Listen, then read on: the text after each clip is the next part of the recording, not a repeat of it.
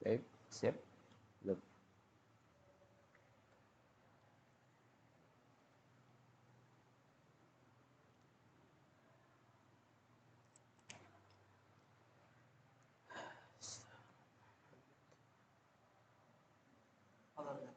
Baik. Dan bismillahirrahmanirrahim. Assalamualaikum warahmatullahi wabarakatuh. Innal hamdalillah nahmaduhu wa nasta'inuhu wa nastaghfiruh wa na'udzu billahi min shururi anfusina wa min sayyiati a'malina. May yahdihillahu fala mudilla lahu wa may yudlil fala hadiya lahu. Asyhadu an la ilaha illallah wahdahu la syarika lah wa asyhadu anna Muhammadan abduhu wa rasuluh. Allahumma salli wa sallim wa barik ala nabiyyina Muhammad wa ala alihi wa ashabihi wa man sara ala nahji wa sunnatihi ila yaumil amma ba'd. Ikhwani fillah azanallah wa iyyakum jami'an. Alhamdulillah, puji syukur kepada Allah tabaraka wa taala, pada kesempatan malam hari ini kita bisa melanjutkan kembali materi kajian rutin kita di pembahasan kitab Al-Usul Thalatha wa Adilatuha yang ditulis oleh Syekh Al-Imam Muhammad ibn Abdul Wahhab rahimallahu taala. Dan alhamdulillah kita telah sampai di poin-poin akhir dari penjelasan buku yang mulia ini. Dan kemarin kita sudah sampaikan bahwa kandungan inti dari buku ini adalah menjelaskan tentang 3 landasan utama yang akan menjadi pokok pertanyaan bagi penghuni kubur, yaitu pertanyaan siapa Rabb kita, siapa Nabi kita, dan apa agama kita. Jadi isi kandungan buku ini adalah bicara tentang masalah itu. Dari awal sampai akhir bicara tentang masalah itu. Dan di poin kemarin atau di kajian terakhir kita sudah menuntaskan ya pembahasannya. Mengenal Allah, mengenal agama Islam, dan terakhir kemarin adalah mengenal Nabi Muhammad sallallahu alaihi wasallam, yang mana ditutup dengan penjelasan bahwa agamanya Nabi sallallahu alaihi wasallam itu ya tetap ada sampai hari kiamat. Setelah itu sudah selesai. Lalu ketika beliau melihat bahwa pembahasan ini adalah pembahasan yang berbicara tentang hari akhir, maka setelah itu beliau sertakan pembahasannya. Dan pembahasan ini adalah pembahasan yang sangat penting sekali. Al-imanu bil yaumil akhir babun azim li islahi nufus. Ya. Jadi keimanan kepada hari akhir adalah sebuah pokok keimanan yang agung yang akan memperbaiki jiwa kita. Akan memperbaiki jiwa kita. Di mana pada saat kita sempurna keimanannya kepada hari akhir, iman kepada hari akhir, maka sudah pasti kita akan menjadi orang yang baik. Kita akan menjadi orang yang taat beribadah, akan taat kepada aturan hukum Allah SWT dan seterusnya. Sebab itu Nabi SAW seringkali mengkaitkan anjuran untuk berbuat baik dengan keimanan kepada Allah dan keimanan kepada hari akhir. Karena ini banyak diingkari oleh orang.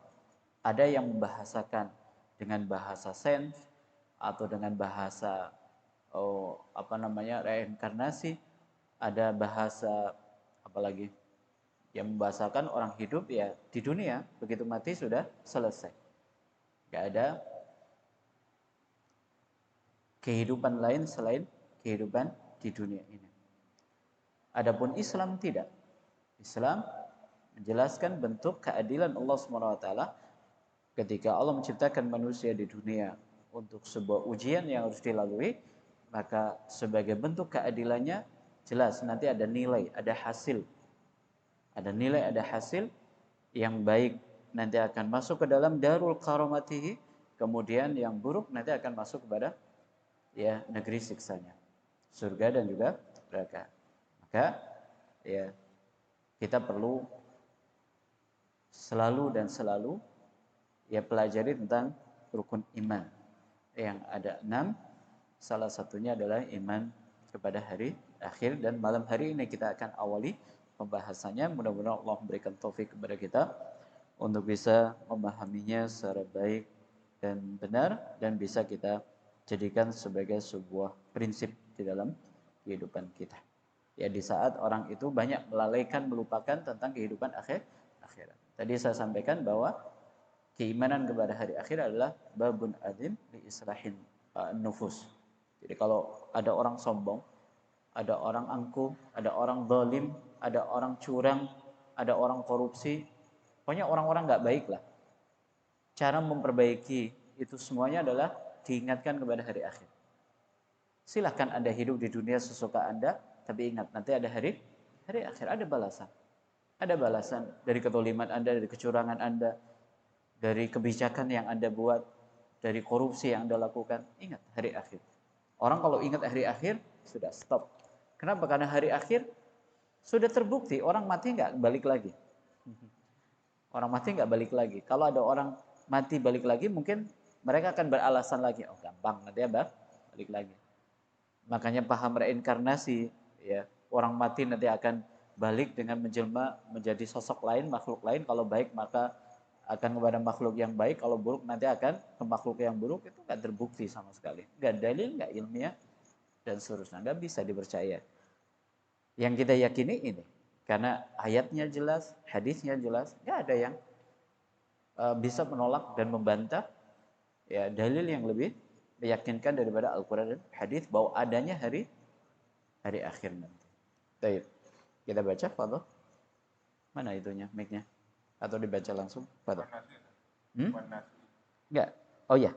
Yaqulu Syekh Muhammad Ta'ala wan nasu idza matu. Bismillahirrahmanirrahim. Qala Syekh Al-Alamah Muhammad bin Abdul Wahhab rahimahullah ta'ala wan nasu idza matu yub'atsuna wad dalilu qawluhu ta'ala minha khalaqnakum wa fiha nu'idukum wa minha nukhrijukum taratan ukhra wa qawluhu ta'ala wallahu anbatakum minal ardi nabata ثم يعيدكم فيها ويخرجكم إخراجا وبعد البعث محاسبون ومجزيون بأعمالهم والدليل قوله تعالى ومجزيون بأعمالهم والدليل قوله تعالى ليجزي الذين أساءوا بما عملوا ويجزي الذين أحسنوا بالحسنى. Baik, hasbu. Ya, setelah beliau menjelaskan usulul tsalatsa, maka berikutnya beliau menjelaskan tentang usulul iman. Ya, penjelasan tentang usul iman diawali dengan keimanan kepada hari akhir. Wan nasu idza matu yub'atsun. Manusia jika mereka telah meninggal dunia, maka kelak akan dibangkitkan dari alam kubur. Dan ini banyak dalil. Ya, banyak dalil dari Al-Quran maupun hadis Nabi SAW yang menerangkan akan hal tersebut. Bahwa kita semuanya akan mati. Kita akan meninggalkan dunia ini. Dan pintunya atau pintu menuju akhirat adalah kematian. Setelah mati kita akan berada di dalam kubur sampai nanti Allah menghendaki dibangkitkan dari alam kubur. Ini semua manusia tanpa terkecuali. Semua manusia akan mengalami kematian, kemudian semua manusia nanti akan dibangkitkan dari alam kubur. Ya, dari alam kubur. Banyak dalil dari Al-Quran dan hadis Nabi SAW yang menjelaskan hal tersebut. Wa dalilu qawlu ta'ala, dan dalilnya adalah firman Allah SWT, minha khalaqnakum wa fiha nu'idukum wa minha nukhrijukum taratan ukhra. Dalam surat Thaha ayat 55 Allah berfirman, dan dari tanah kami ciptakan kalian. Ini maknanya adalah bapak moyang kita, bukan kita, karena kita apa? Diciptakan dari air yang hina. Anam nakhluqukum mimma'in mahin. Ya, tidaklah kalian ketahui bahwa kami ciptakan kalian dari air yang hina. Ya, kita diciptakan Allah dari air yang hina, air mani. Adapun yang dimaksud dari ayat ini adalah bapak moyang kita. Ya, diciptakan dari unsur tanah. Wa fiha nu'idukum. Wa fiha nu'idukum. Dan dari tanah kami akan kembalikan kalian. Disebutkan dalam sebuah hadis bahwa kelak pada saat manusia meninggal dunia dan dikubur, maka tulang belulangnya semuanya akan hancur, ya, termakan oleh tanah, kecuali satu, yaitu tulang ekor. Itu tulang ekor. Yang dari tulang ekor itulah nanti Allah SWT akan membangkitkan manusia. Jadi semuanya nanti akan dikembalikan seperti semula, tulang belulangnya akan hidup kembali, kemudian nanti ada seperti ketika masih hidup, ya, nanti dagingnya akan kembali, kemudian ditutup dengan kulit hidup, bangkit dari alam kubur. Ya, mereka akan bangkit dari alam kubur, kemudian dalam keadaan apa? Dalam keadaan tidak berpakaian, sehelai pun, ya, tidak mengenakan pakaian. Kemudian tidak mengenakan alas kaki, kemudian belum dikhitan. Mereka bangkit dari alam kubur dalam kondisi seperti tadi, lalu mereka akan menuju kepada padang mahsyar. Ya, makanya ketika Aisyah bertanya, "Ya Rasulullah, nas wa rijal yanzuruna ba'dhum ba'dha." Ya Rasulullah, ini laki dan perempuan kumpul jadi satu dalam kondisi seperti tadi, nggak berpakaian. Apa nggak paling saling lirik kayak gitu? Enggak, al-amru asyad min hadza. Perkaranya lebih hebat daripada itu. Kayak seperti terjadi gempa, terjadi bencana alam, kebakaran. Ya, umpamanya ada orang, dia ada di lantai 3, kebakaran besar, kemudian di situ panik, lari ke sana kemari menyelamatkan diri, kemudian di situ ada perempuan telanjang. Dia nafsu apa tidak? Enggak mikirin itu, enggak mikirin. Jadi nafsu itu ada ketika kondisinya tenang, kondisinya. Makanya banyak makan, banyak waktu luang itu yang akan membangkitkan apa? Bagi teman-teman, jangan sampai ada waktu luang, gunakan untuk hal-hal yang bermanfaat. Apalagi waktu luang digunakan untuk lihat HP, ini bahaya sekali. Habis waktu kita, ya, gunakan untuk hafal Quran, gunakan untuk hal-hal yang positif, untuk kegiatan apa di luar rumah, olahraga atau apa, itu lebih baik daripada apa nongkrong di rumah ngegame, apalagi ngegame, nonton, chattingan, nggak bermanfaat ya. Jadi Nabi SAW menjelaskan kondisi manusia dibangkitkan dari alam kubur, dan banyak ya ayat-ayat yang menjelaskan kepada kita sifat atau ayat yang menjelaskan sifat manusia ketika dibangkitkan dari alam kubur. Mereka bangkit dalam keadaan apa? Kaget. Mereka bangkit dalam keadaan apa? Seperti laron yang berhamburan menuju apa? Suara yang memanggil. Ya, seperti itu. Jadi Allah SWT menjelaskan di sini. Mana tadi? Ini. Minha khalaqnakum wa fiha nu'idukum wa minha nukhrijukum taratan ukhra. Dan dari tanah kami akan keluarkan kalian sekali lagi. Ya, sekali lagi dari alam kubur. Ini sebagai dalil bahwa manusia ketika mereka meninggal dunia nanti akan dibangkitkan Allah Subhanahu wa taala. Dan bagi mereka yang mengingkari, bahkan nggak mungkin. Kalau mereka mengatakan itu sesuatu yang nggak mungkin, bagaimana mungkin manusia yang sudah hancur kemudian bisa dikembalikan? Bagi Allah apa yang nggak mungkin? Innallaha ala kulli syai'in qadir. Makanya Allah banyak di dalam ayat membantah tentang masalah itu. Di dalam surat Taghabun, ya, Allah SWT mengatakan zamal ladzina kafaru alla yub'atsu qul bala wa rabbi latub'atsunna thumma gimana antum hafal enggak lanjutnya? Zamal ladzina kafaru alla yub'atsu qul bala wa rabbi latub'atsunna thumma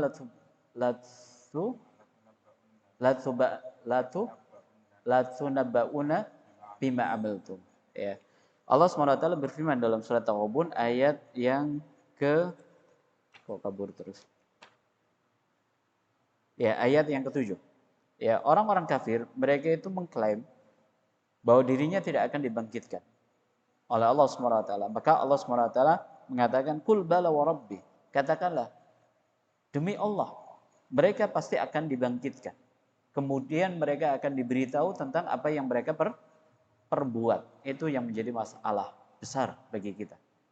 Makanya banyak para ulama salaf memberikan nasihat kepada kita semuanya, kalau kematian adalah akhir dari segalanya, artinya stres sudah nggak ada, mikirin hutang nggak ada, mikirin lajang nggak kepikiran lagi.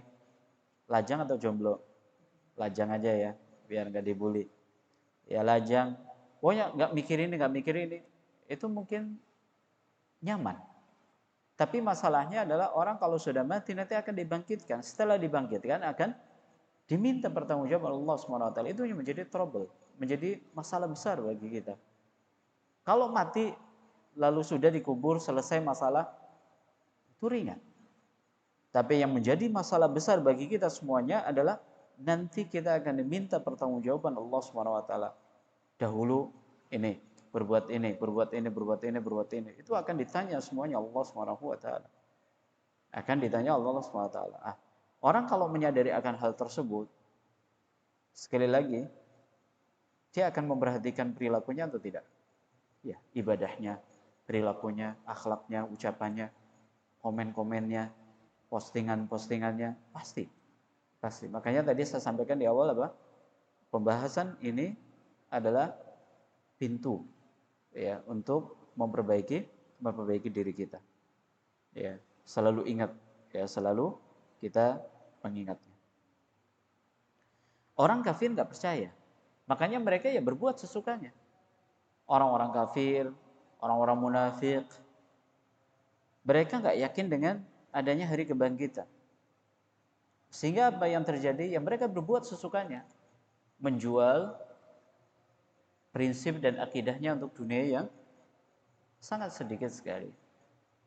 Bahkan Nabi SAW membahasakan bahwa dunia itu nggak lebih daripada seperti satu sayap ekor nyamuk. Bukan dua, tapi satu. Yang itu jadi rebutan seluruh manusia yang hidup di dunia ini. Ya. Orang kafir, orang munafik nggak percaya dengan hal itu sehingga mereka berbuat sesukanya. Makanya jangan heran. Makanya ya, belajar akidah itu bukan hanya meluruskan keyakinan yang keliru yang ada dalam diri kita, akan tapi belajar akidah juga memberikan sebuah pelajaran kepada kita tentang karakter banyak orang. Tentang karakter banyak orang. Makanya kenapa sih? Ya, pelajaran akidah itu penting, pelajaran akidah itu perlu. Di samping untuk meluruskan akidah yang benar dalam diri kita tadi, kita akan banyak menjumpai karakter manusia yang disebutkan di dalam Al-Quran dan Hadis. Jadi ada orang yang tidak peduli dengan apa yang dia lakukan, ya disebutkan di dalam bab akidah. Efek daripada tidak beriman kepada hari akhir tadi, dia akan berbuat sesukanya, dia akan berbuat apa? Seenaknya. Pokoknya yang penting dunia lah. Di dalam surat Jathiyah ya, Allah SWT sebutkan, wa qalu ma hiya illa hayatuna dunya namutu wa nahya wa ma yuhlikuna illa ad-dahr. Orang-orang kafir mereka berkata bahwa hidup kita ya hidup di dunia ini, makan, minum, mati, sudah selesai. Makanya seperti yang kita lihat, mereka bekerja. Jadi agama mereka itu bekerja dapat duit. Karena itu yang logis kan ya, kerja dapat duit. Kalau ibadah, mana Tuhan Anda kasih duit? Makanya kita dengar cerita teman-teman yang kerja kayak di Korea, di Taiwan, di Jepang. Mereka itu sering dibully sama bosnya. Ente ngapain? Ketika dilihat sholat atau izin sholat, ngapain? Yang kasih duit saya atau Tuhan Anda? Kayak gitu. Langsung seperti itu. Karena memang yang terlihat, ya yang kasih duit ya dia. Mereka nggak percaya kepada Tuhan. Mereka hidup untuk itu, cari uang, kemudian nanti dapat uang buat senang-senang. yang zina, yang mabok, yang pokoknya buat senang-senang. Ini orang kafir. Dan Allah kabarkan di dalam Al-Quran. Sehingga kita apa? Gak terlalu heran sebetulnya. Gak terlalu heran dengan perilaku mereka. Yang mengherankan itu adalah ketika kita terkaget-kaget. Ya, kayak seperti pembahasan tadi di pertanyaan terakhir di kajian kita terkait dengan adanya legalisasi apa? Miras. Ya. Ya itu sudah disebutkan oleh Allah dan Rasulnya. Akan ada. Itu kan menjelaskan kepada kita. Ya, menjelaskan kepada kita. Kenapa kita itu apa namanya? Bahasanya itu terperangah gitu. Makanya orang kalau sering belajar akidah, mempelajari ayat dan hadis Nabi SAW, dia nggak terlalu terperangah, justru itu menjadikan dia semakin beriman kepada Allah SWT dan mendorong dia untuk lebih giat lagi belajar. Saya dapat faidah dulu ketika mondok ya di mana Gresik, dari Ustadz Abu Beda. Ketika beliau membahas apa dulu? Saya masih ingat Dajjal, masalah Dajjal. Ketika beliau menyampaikan hadis bahwa nanti ada seorang pemuda yang akan datang kepada Dajjal dan mengatakan Anda adalah Dajjal. Setelah apa? Setelah dirinya dibelah menjadi dua, kemudian dihidupkan lagi oleh Dajjal. Ini kan fitnah yang luar biasa. Kita nggak yakin kalau itu adalah kita yang sebagai pemudanya. Bisa jadi begitu kita dihidupkan, oh ya, Anda adalah Tuhan saya. Bisa menghidupkan, fitnah yang besar.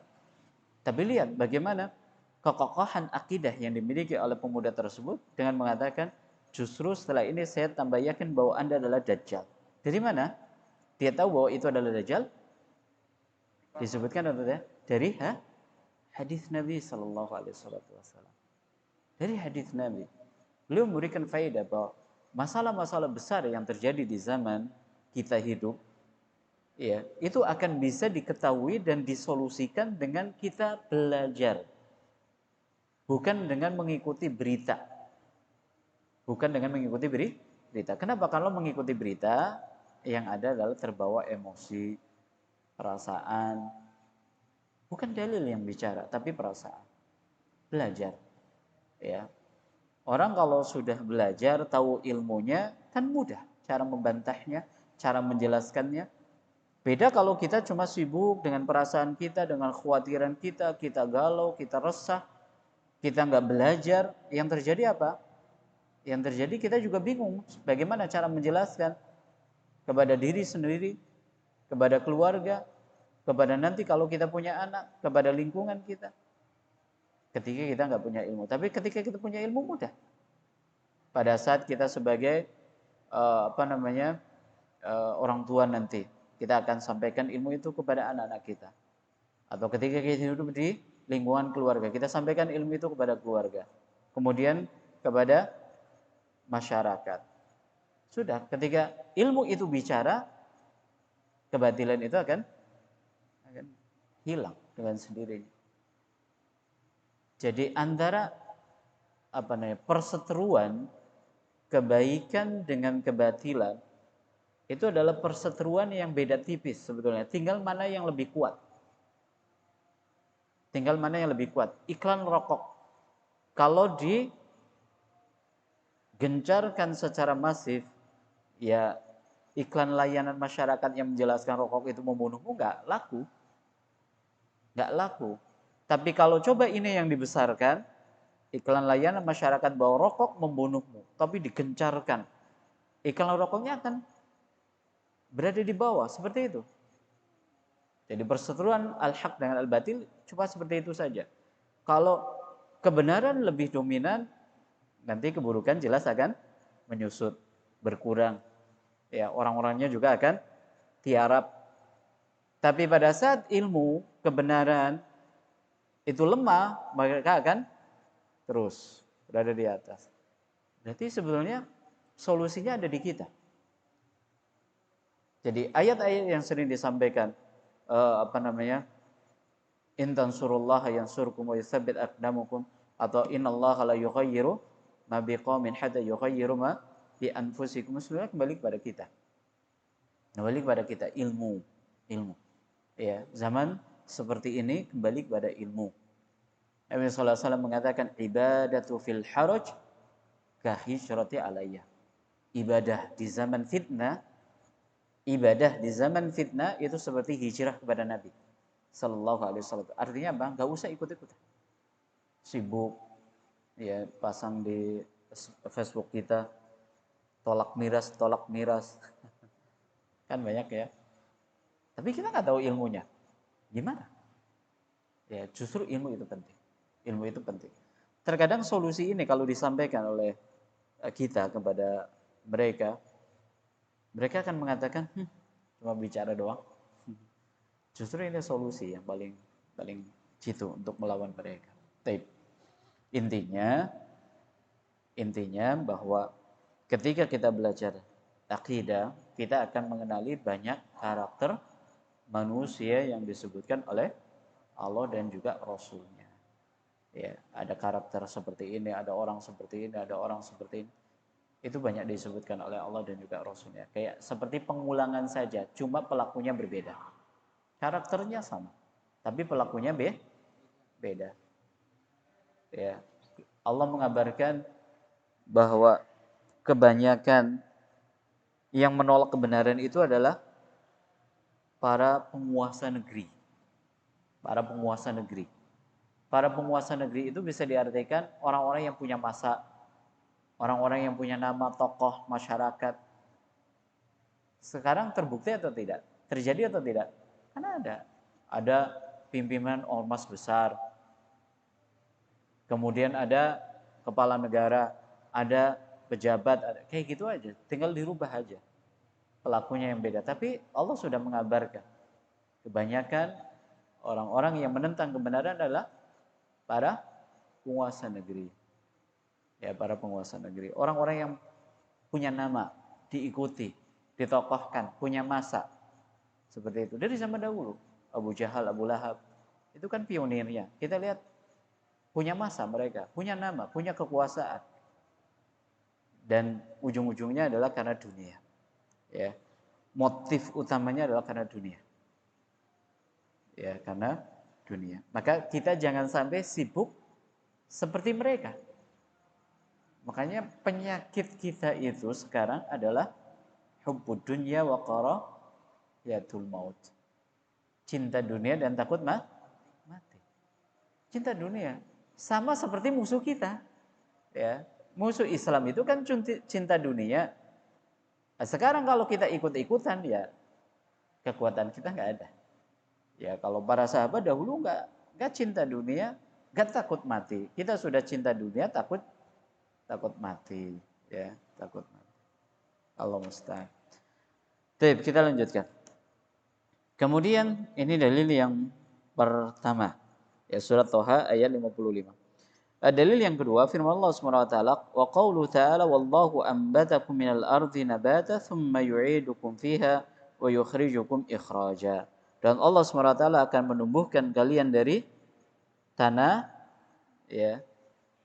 Kemudian akan dikembalikan dari tanah tersebut, wa yukhrijukum ikhraja, lalu dikeluarkan dari tanah. Jadi nanti semua orang akan dengan sendirinya akan mampu keluar dari alam kubur.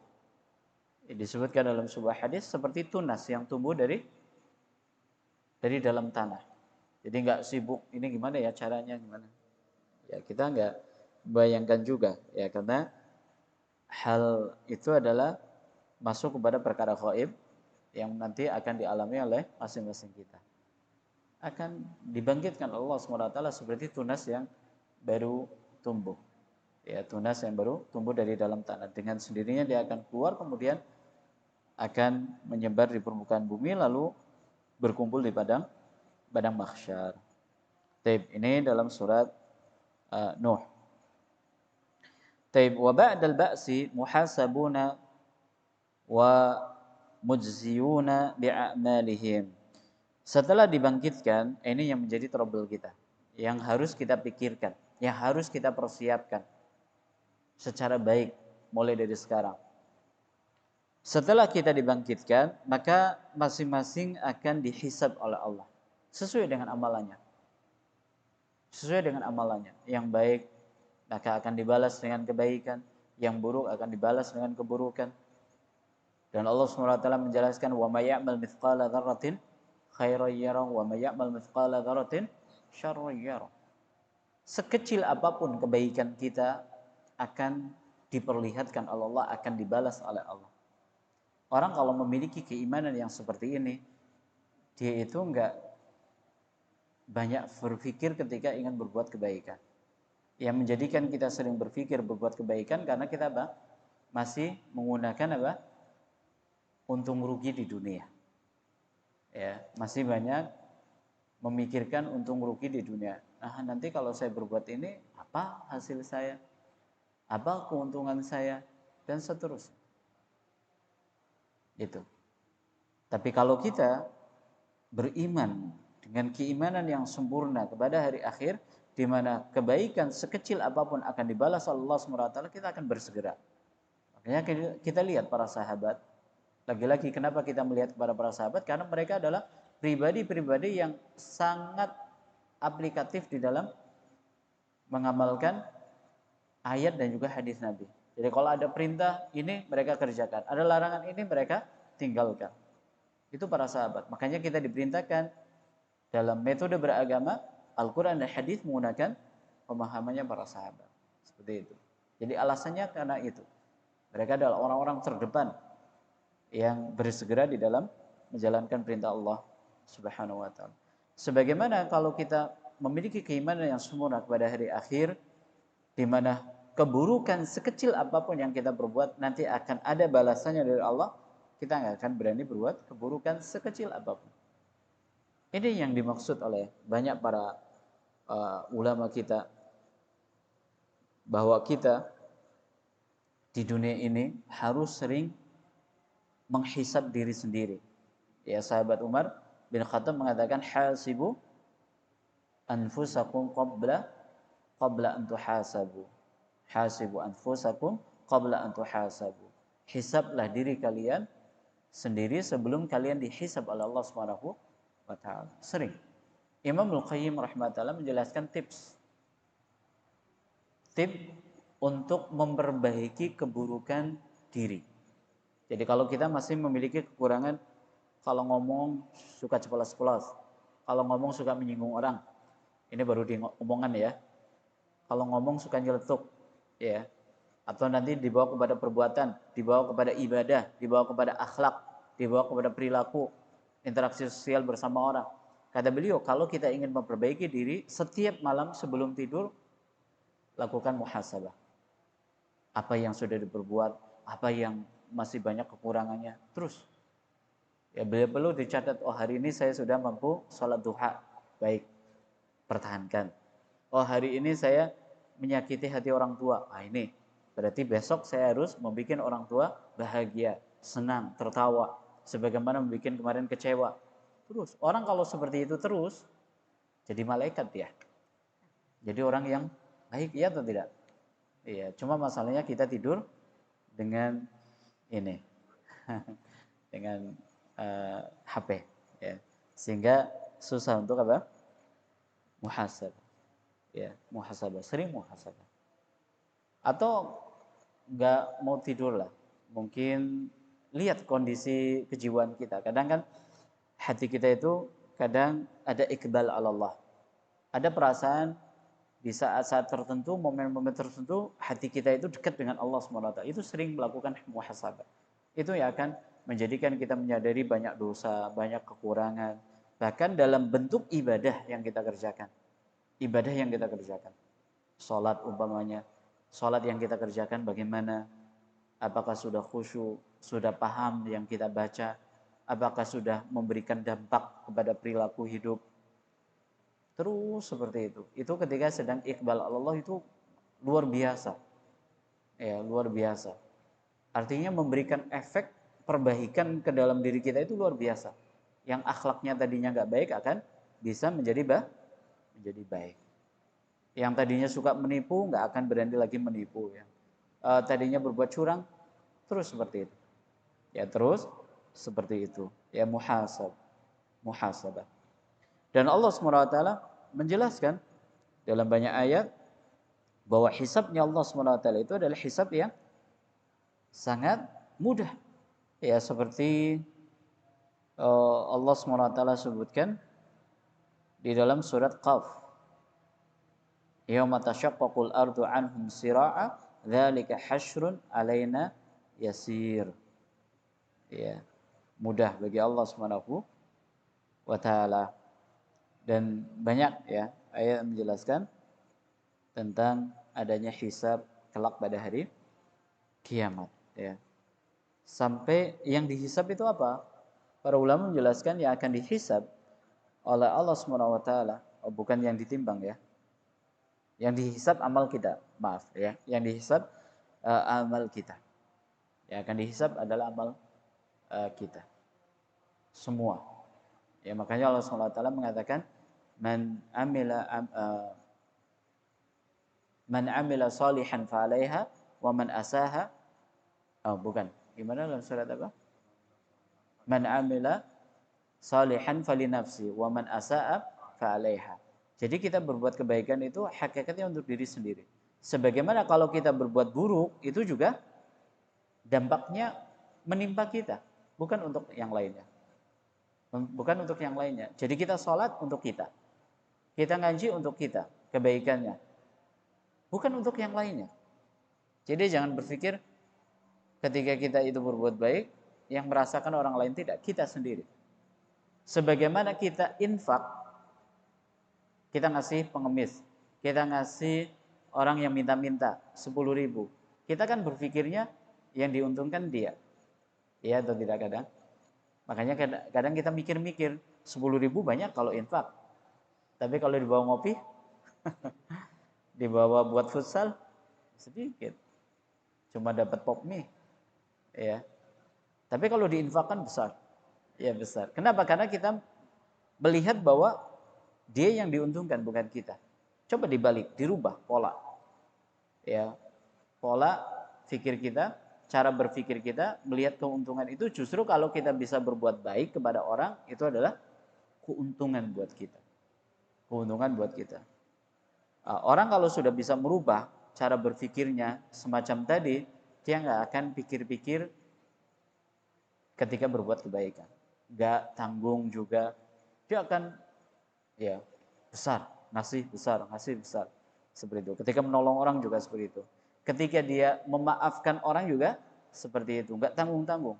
Kenapa? Karena dia menyadari bahwa kata maaf yang dia berikan kepada orang yang berbuat jahat kepadanya, kebaikannya untuk dirinya sendiri. Seperti itu. Makanya tadi, Masya Allah, kita belajar di keimanan kepada hari akhir luar biasa.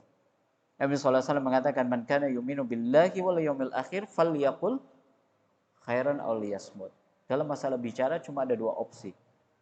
Tapi tentunya bagi orang yang beriman kepada Allah dan hari akhir. Opsinya apa? Berkata yang baik.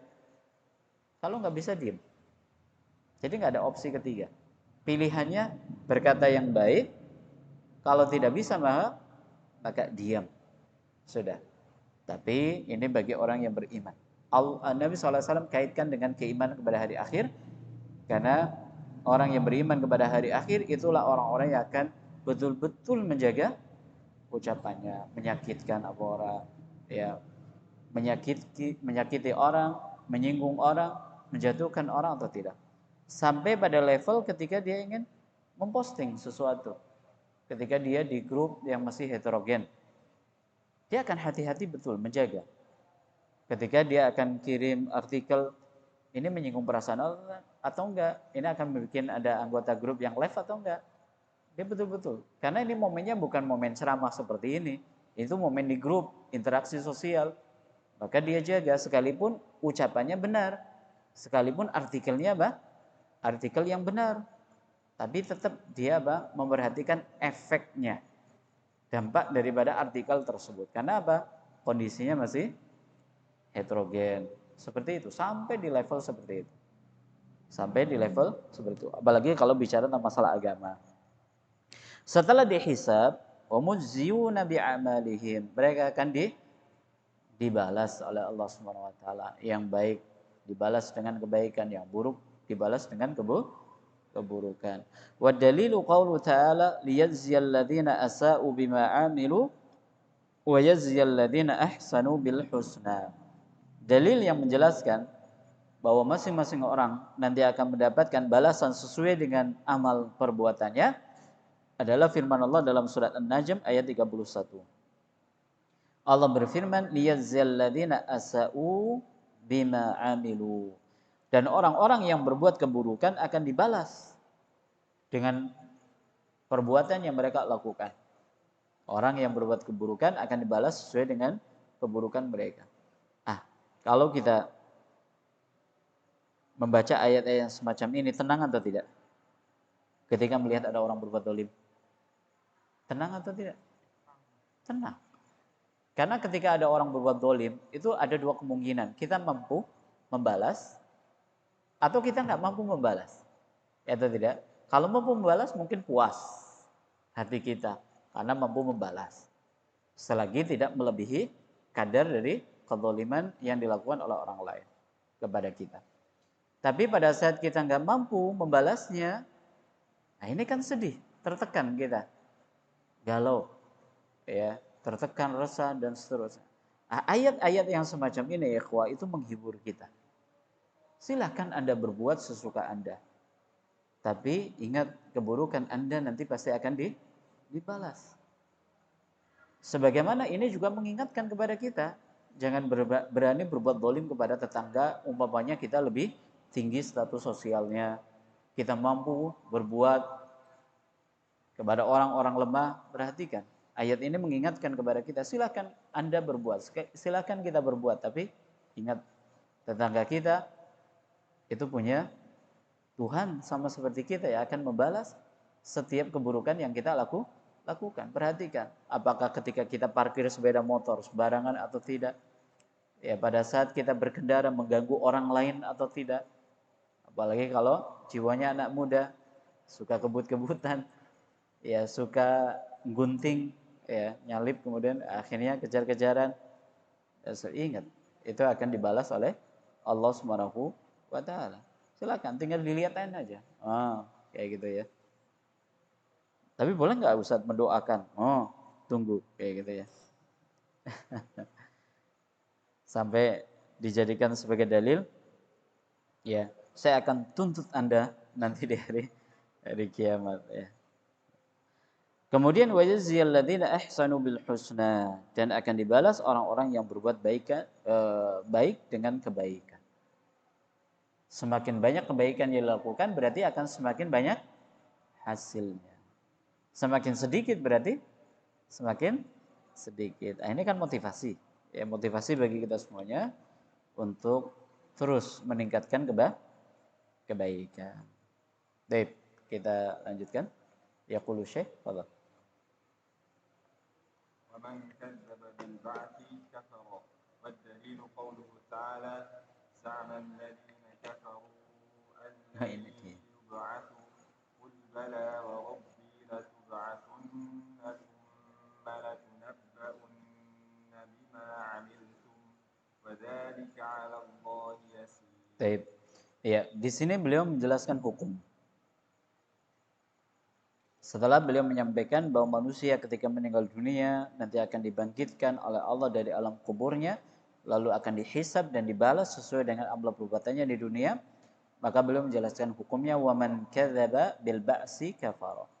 Barang siapa yang mendustakan hari kebangkitan, maka dia telah kufur. Ya, telah kufur. Perhatikan ya, kalimat kufur di sini adalah dari segi hukum, bukan dari segi vonis. Dari segi hukum, bukan dari segi vonis. Maknanya ketika ada orang mengingkari hari kebangkitan, maka ini perbuatan kekufuran. Tapi tidak serta-merta kita vonis orang tadi sebagai orang kafir. Ini harus bisa dibedakan. Al-farq baina al-hukmu wa tanzilu al-hukum. Ya, dibedakan antara hukum dengan vonis. Dibedakan antara hukum dengan vonis. Ini yang sering menjadi masalah di dakwah, ya, di sikap, ya. Taib. Bagaimana kalau dia itu beriman kepada Allah? Umumnya dia beriman Allah ada, Allah itu esa, Allah yang menciptakan dan wajib untuk kita sembah. Tapi dia ingkar kepada hari akhir. Diterima atau tidak keimanannya? Tidak. Karena arkanul iman yang ada 6 itu rangkaian. Jadi harus kita imani semuanya, mulai dari iman kepada Allah, kepada malaikat, para rasul, kitab, hari akhir, dan juga takdir yang baik dan yang buruk, semuanya harus diimani. Kalau kita ingkar salah satunya, maka kita belum dikatakan beriman, alias berada dalam ambang kekufuran. Ya. Kemudian belum menyebutkan dalil tentang kufurnya orang yang mengingkari hari kebangkitan, karena efeknya panjang ya. Orang yang ingkar kepada hari akhir tadi, efeknya panjang. Orang akan berbuat sesukanya, yang kuasa dia akan berbuat zalim dengan kekuasaannya, ya, dengan hartanya dan seterusnya. Tapi beda ketika ada orang dia punya kekuasaan tapi beriman kepada hari akhir. Dia punya jabatan tapi dia beriman kepada hari akhir. Maka jabatan kekuasaannya akan digunakan untuk kebaikan dia. Itu bedanya, ya. Bedanya tipis sebetulnya. Pemimpin yang baik dan pemimpin yang buruk itu ada di poin ini. Makanya ketika antum ya nanti jadi orang besar, jadi seorang pejabatkah atau menjadi orang-orang pentingkah, perhatikan ini. Pertebal keimanan kepada hari akhir supaya jabatan antum, kedudukan antum, harta yang antum miliki itu bisa bermanfaat untuk umat. Ya. Tapi kalau sudah tipis keimanannya kepada hari akhir tadi, akan digunakan untuk hal-hal yang justru merugikan dirinya sendiri. Wadalilu qawlu ta'ala za'amal ladzina kafaru allai yub'atsu. Orang-orang kafir mereka mengklaim, za'ama ini adalah di bawah daripada dzan. Ya. Za'ama itu di bawah dzan. Ini persangkaan yang sama sekali nggak berdalil. Itu za'ama. Kalau dzan itu masih ada dalil tapi lemah. Ya, persangkaan itu bedanya. Jadi orang-orang kafir, dan lebih za'ama itu adalah persangkaan yang batil. Persangkaan apa? Yang batil. Itu za'ama. Orang-orang kafir itu mengira tidak akan dibangkitkan oleh Allah. Qul, maka katakanlah Muhammad, bala wa rabbi, demi Allah, la tub'atsunna, benar-benar mereka. Perhatikan, ada 3 taukid. Ada 3 taukid. Lam, taukid, yang di situ ada dalam ilmu balaghah, ya di situ ada apa? Ada qasam, ya ada sumpah yang dihilangkan. Jadi kalau ada lam taukid berarti di situ ada takdir wallahi atau tallahi, demi Allah. Benar-benar, ya lamnya benar-benar pasti akan dibangkitkan. Nunnya nun taukid juga. Berarti ada 3 apa? Ada 3 penekanan. Benar-benar pasti kalian itu akan dibangkitkan. Summa latunabba'unna bima amiltum. Ini ayat tadi.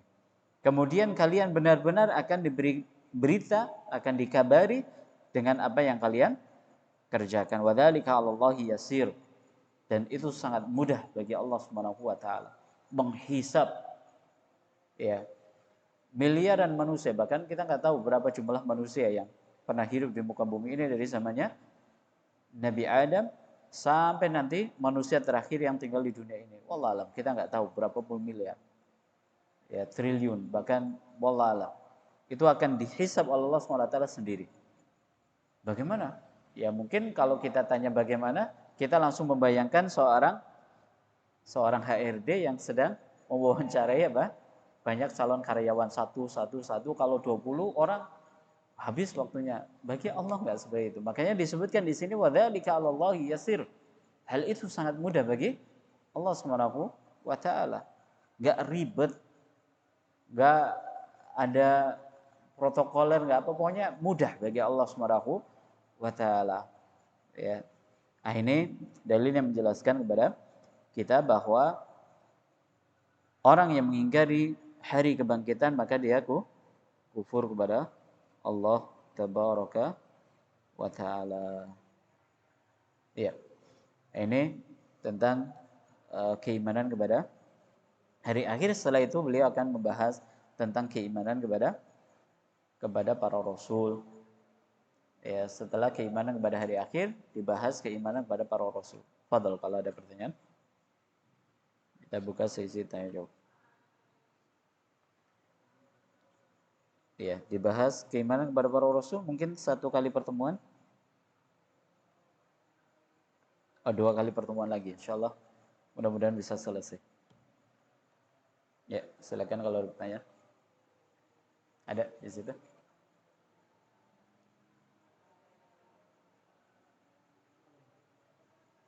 Enggak ada. Baik, silakan. Terkait masalah beriman tapi dalam tinjauan hukum yang ada istilah imannya tidak sempurna, tidak beriman atau kufur. Nah, kapan orang-orang atau kapan hukum itu berlaku ketika orang itu imannya tidak sempurna atau mungkin dia tidak beriman itu gimana cara membedakannya? Oh ya, mungkin saya sederhanakan. Pertanyaan itu mungkin agak bingung dari sisi ada istilah apa? Tidak sempurna imannya, kemudian tidak beriman, kayak gitu ya. Iman itu ada 2. Ada mutlaqul iman, ada imanul mutlaq. Mutlaqul iman ada imanu mutlaq. Atau mungkin bahasanya bisa diganti dengan imanul kamil, kamilul iman. Hampir sama sebetulnya. Mutlaqul iman adalah orang yang masih memiliki keimanan. Sekalipun banyak masalah. Seperti orang beriman tapi nggak beramanah, dia tidak amanah. Orang beriman tapi dia menyakiti orang. Orang beriman tapi zina. Ada atau tidak? Ada. Orang beriman mabuk. Makanya Nabi sallallahu alaihi wasallam mengatakan la yazni zani hina yazni wa huwa mu'min. Orang yang berzina pada saat dia berzina nggak mungkin dia beriman. Artinya nggak beriman di sini apa? Tidak sempurna keimanannya. Jadi masih memiliki iman. Karena kalau imannya sempurna, nggak bakalan dia berani zina. Itu namanya apa? Mutlaqul iman. Kemudian tadi yang kedua apa? Iman mutlaq. Iman mutlaq al-iman yang sempurna. La yu'minu ahadukum hatta yuhibba li akhihi ma yuhibbu li nafsihi.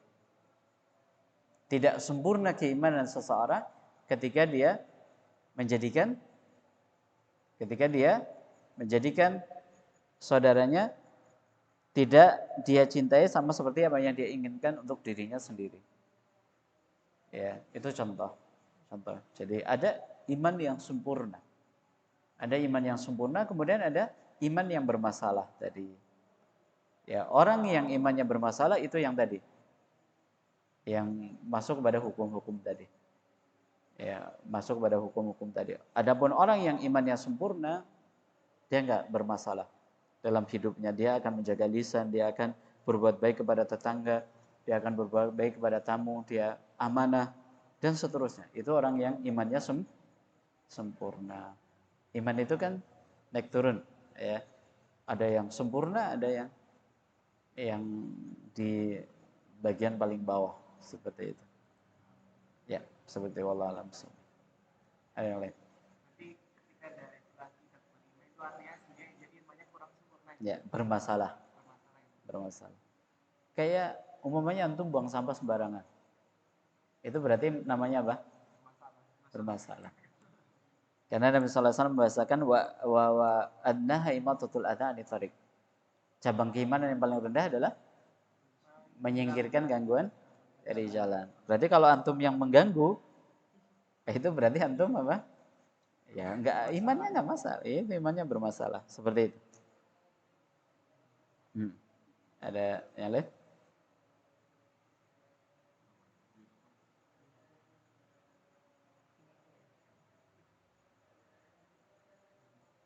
Mana mau tanya lagi Ustaz? Ya. Terkait ini apa? Yang bangsa Adam belum vonis tentang uzur bijak. Nah, ada berapa tulisan yang anak itu masa sekarang itu uzur bijak itu nggak berlaku karena untuk ilmu terbuka gitu. Semua orang bisa akses, semua orang tuh bisa dibacakan. Ya. Nah itu gimana satunya? Apakah menyikapi tentang fenomena vonis tentang apa? Ya, apakah uzur bil jahal di zaman kita itu sudah gugur kayak gitu ya? Karena fasilitas ilmu itu Allah buka, jawabannya masih berlaku. Masih berlaku. Karena maksud uzur bil jahal itu bukan hanya semata dia itu bodoh. Tapi masuk di dalamnya adalah iltibas. Umumnya gini, ada orang tinggal di lingkungan syirik, ada orang tinggal di lingkungan bid'ah. Jadi yang dia terima ilmunya adalah tentang bid'ah itu, tentang syirik itu, tentang kekufuran itu. Kemudian dia lakukan, dia nggak tahu kalau di sana ada yang lebih benar. Jadi lebih kuat ilmu yang tersampaikan di komunitasnya tentang bid'ah tersebut, syirik tersebut. Ini uzur bil jahal. Uzur bil jahal. Makanya ini memberikan pelajaran kepada kita, dakwah itu bukan cuma cuap-cuap tapi juga harus bisa nembus ke lapisan masyarakat yang paling bawah kayak gitu.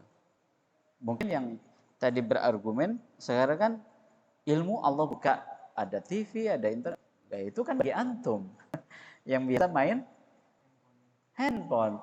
Nah, orang-orang tua, orang-orang sepuh yang mereka nggak kenal apa itu smartphone, apa itu internet. Dari mana mereka tahu? Yang mereka tahu dari ngaji sama kiainya, sama ustadznya, sama habibnya. Oh ini amalannya. Nggak lebih daripada itu. Nonton TV nggak dibahas. Atau dia ketika lihat TV, cara sholat ya seperti itu, kan kayak gitu. Berarti kan ini info yang dia dapatkan seperti itu. Nah, ini uzur bijal. Makanya kita kemana? Ya, kita kemana? Dakwahnya kenapa nggak sampai kepada mereka? Seperti itu. Itu sebenarnya koreksian sekaligus pukulan buat kita semuanya. Jadi masih banyak taksir, banyak kekurangan di dalam diri kita dalam berdakwah. Jadi kita menganggap masyarakat itu satu setting sama dengan kita, beda-beda. Mereka itu beda, masih ada uzur bijal. Sebagaimana orang yang tinggal di pedalaman atau umpamanya ada muslim minoritas di sebuah negeri, dia baru masuk Islam, lakukan dia habis syahadat, malamnya mabok. Karena kenapa? Karena lingkungannya kafir dan dia baru masuk Islam, ada uzur bijal. Sekalipun di internet banyak sekali penjelasan mabok nggak boleh ini, tapi ini orang baru masuk Islam tinggal di lingkungan kafir, uzur bijal. Uzur bijal. Ada. Waalaikumsalam. Ada. Cukup. Ya, kita cukupkan sampai di sini. Terima kasih atas kolaborasinya, atas kekurangannya. Ya, mudah-mudahan 2 pertemuan lagi kita bisa tuntas ya. Pembahasan besok adalah keimanan kepada Rasul, setelah itu pembahasan masalah tauhid. Pembahasan masalah tauhid itu sebagai penutup dari kitab Ushulul Tsalah. Mudah-mudahan Allah berikan mudahan kepada kita semua untuk bisa menuntaskannya. Allahumma amin. Naktafi bihadzal qadar. Subhanakallahumma wa bihamdika asyhadu an la ilaha illa anta astaghfiruka wa atubu ilaik. Assalamualaikum warahmatullahi wabarakatuh.